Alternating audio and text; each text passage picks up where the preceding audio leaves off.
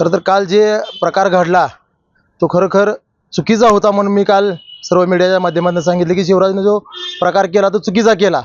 पण खरोखर चुकीचा एवढाच मी म्हणतो की त्या पंचाला शिक्षा मिळत असताना थोड्या प्रमाणात मिळाली.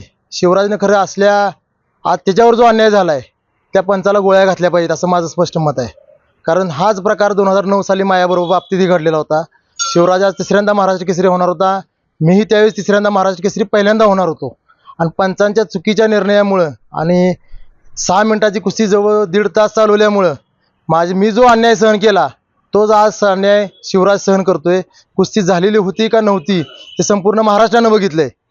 कारण काल कुस्ती ज्यावेळेस रेफरीनं दिली कुस्ती शिट्टी वाजवली त्यावेळेस भूज आपण बाकीच्या सगळ्या कुस्तीला हात खाली घालून बघतो कुस्ती पहिलवानाची पाठ टेकली की नाही टेकली आणि इथं नुसतं खाली वाकून बघतोय तरी त्याने शिट्टी वाजवली.